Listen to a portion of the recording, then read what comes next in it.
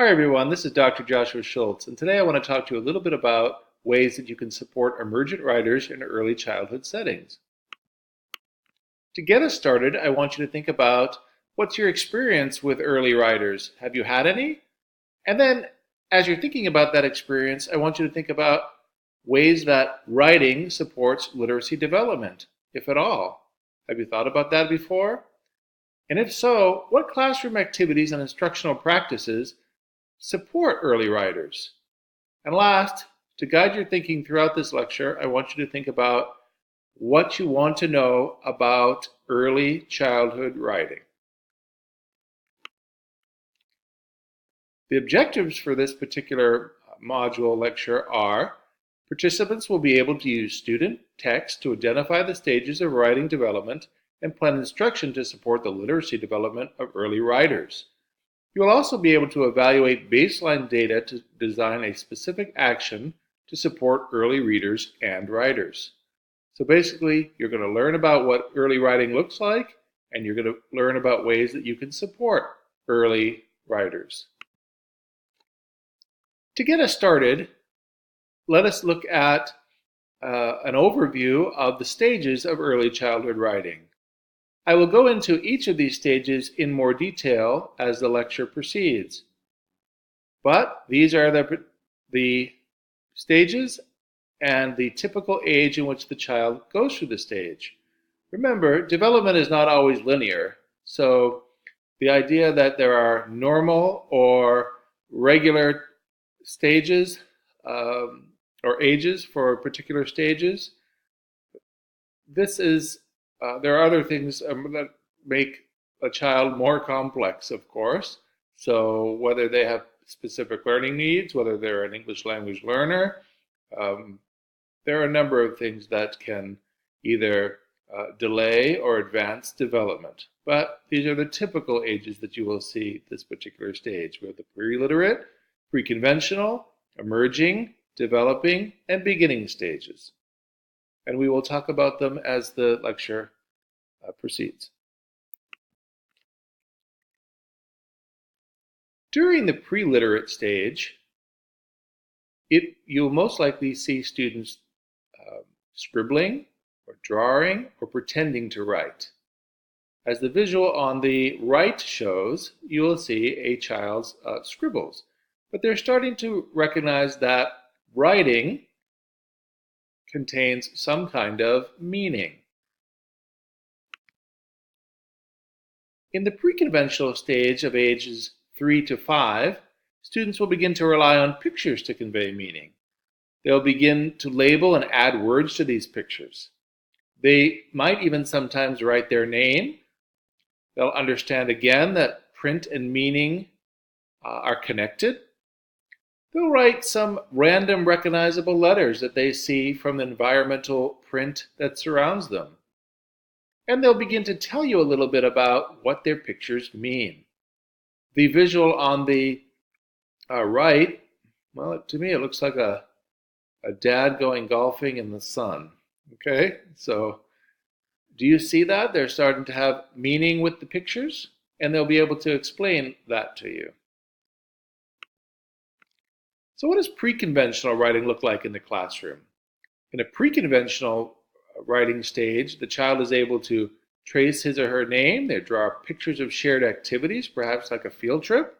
They'll use magnetic letters to make their names, those great magnetic letters that you used to put on refrigerators. They'll be able to label classroom objects. This is why it's really important to have things like word walls with students and the teacher's name, so students will be able to recognize the letters that are in their own name and in their friends' names. As the child goes into the into the emerging stage of writing development, typically around ages 4 to 6, they'll begin to use pictures and print to convey meaning. They'll write words to support the pictures. They'll begin to copy environmental print that's around them in the classroom. They'll start to demonstrate phonemic awareness, that understanding that words are that sounds make up words, and there are discrete sounds in those words. They'll use beginning consonants, particularly the consonants in their names and in their friends' names. They'll begin to use uppercase letters. They'll pretend to read their own writing, and they will take risks and begin to identify as a writer. And as you can see on the visual, there are on the visual on the right-hand side, you'll see a number of examples of that. You can pause and take a look at that. So what does emerging writing look like in the classroom? There are instructional, and what instructional activities can be used to support emerging level writers? Well, you can do simple letter writing. You may have many early childhood classrooms will have a sandbox in which the child can write, practice the motor movement of writing and tracing words and letters. You can start writing together simple letters with the teacher to a real audience. You can start doing a daily weather report in which the teacher can transcribe the weather. The students may also receive writing journals at this time in which they can start to use to transcribe their thoughts. You'll see them cutting and piecing together whole sentences, okay, as they begin to connect reading and writing together. And they'll also co-construct sentences about a picture with their instructor. All right, then they move on to the developing stage. And in a developing stage, typically a student can write 1 or 2 sentences about one topic. They can write their name and familiar words. They understand directionality, that in the English language, print is read from and written from left to right. They'll begin to experiment with punctuation, but trust me, that is certainly not something that is mastered by the developing stage. They'll begin to space their words, and they'll use invented spelling. Okay, invented spelling is that they're able to use approximate particular sounds, and they will use them as they're writing things out. So in the classroom, that may be supported by story maps, prompts. You may have an author's chair in which students share their writing. They may write about the 5 sentences, what they can hear and see and taste and smell and touch, etc. They may be making lists or taking surveys. They may unscramble sentences. They may be working with word families or making new words. A lot of language play is happening at that time. Okay, that is the developing stage. So if you look here at this visual, you will see some examples of the developing stage. Pause, take a look. What do you see? In the beginning stage, which typically happens from ages 6 to 8, the child is able to write several sentences about a topic. They're able to recount in writing observations and experiences. Perhaps they all went on a field trip. That's why field trips are wonderful, because you have a shared experience to write about. They have revised their writing by adding details to it. They're able to form legible letters, use phonetic spelling, and approximate more correct punctuation. They're also able to continue sharing the writing with others through things like the author's chair. So in your classroom, you may have opportunities to make all about me books in which students are writing about the things that are most important to them. There may be letters to real audiences. There may be some interactive writing with the teachers supporting and scaffolding that writing. Students may be taking surveys, making graphs and brochures, or highlighting high-frequency words. Here's an example of beginning writing. What details can you see in this example? Pause and take a look. As children advance to the expanding stage of writing, they typically write short fiction with teacher scaffolding and support.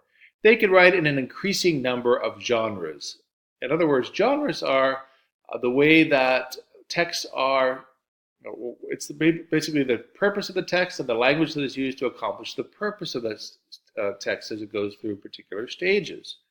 Okay, for example, students may begin to argue about a typical issue, and they'll present the issue and they'll talk about the reasons that they're arguing one way or the other, and then they'll try to persuade their audience member to do something, take some kind of action.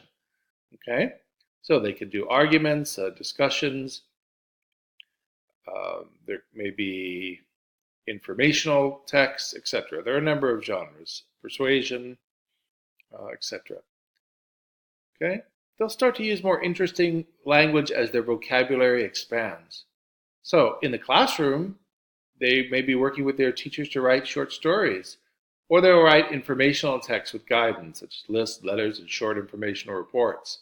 They'll start to recognize that there are different audiences, and the language that they choose depends on who their audience is. In other words, are they writing to a friend? They may use more informal tenor that represents spoken discourse, or if they're writing to someone who is not part of their shared context of the classroom, they may need to include more details, more formal language choices, etc., depending on what genre they are writing in. Here's an example of a student who's at the expanding stage of writing. Pause and take a look. What can you notice that the child can do? As the child enters the bridging stage, typically at ages 8 through 10, they may be able to write about opinions. So there are more genres that they are able to write about. They write narratives, they begin to use paragraphs, they begin to add dialogue to make their writing more interactive and exciting. They'll use resources to strengthen their writing, perhaps things like dictionaries or online dictionaries or other visuals, etc. They'll use commas and apostrophes correctly, and they'll begin to use criteria for success to guide their writing. They'll understand what the teacher is expecting. It's what the teacher is expecting, and also what the teacher has shared with them about what good writing is, and they'll be able to use those pointers and that criteria of success to guide their own writing. Okay, in the classroom, they may be writing various reports, maybe using strategies like mapping, etc. Okay. So I'm going to include a number of children's writing examples in this module so you can take a look and see what the child can do with their writing. Think about what the potential stage of the writer is and what's made you conclude that. If you can identify 2 or 3 things what the student needs to further support their writing using the examples that are in our readings, then you will have succeeded in accomplishing the objective of this module. Okay? So thank you very much for listening, and let me know if you have any questions.